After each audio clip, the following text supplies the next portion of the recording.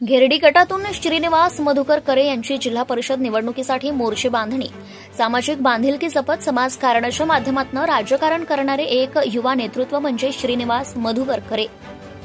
आगामी 1 महिन्यावर येऊन ठेपलेल्या सोलापूर जिल्हा परिषद व पंचायत समितीच्या निवडणुकीमध्ये सांगोला विधानसभा मतदारसंघातील अत्यंत महत्वाच्या अशा समजल्या जाणाऱ्या घेरडी जिल्हा परिषद गटामध्ये सर्व राजकीय नेते मंडळींनी पूर्वतयारी सुरू केली असताना मायाक्का देवी पतसंस्थेचे युवा नेते ग्रामपंचायत सदस्य श्रीनिवास मधुकर करे यांनी सुद्धा घेरडी जिल्हा परिषद गटामध्ये मोर्चे बांधणी करायला सुरुवात केली आहे.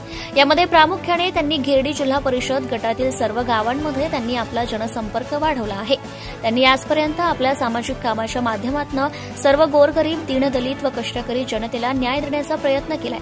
श्रीनिवास मधुकर करे हे सांगोला तालुक्याचे भाग्यविधाते माननीय आमदार शहाजी बापू पाटील यांचे कट्टर समर्थक आहेत. ते घेरडी जिल्हा परिषद गटातनं जिल्हा परिषदेवर जाण्यासाठी इच्छुक आहेत. लवकरच दिनांक 13 ऑक्टोबर रोजी जिल्हा परिषद निवडणुकीचे आरक्षण सोडत निघणार असून त्यानंतरच सर्व चित्र स्पष्ट होणार आहे. तुम्ही या चॅनलवर नवीन असाल तर सबस्क्राइब करा, तसेच लाईक आणि शेअर नक्की करा.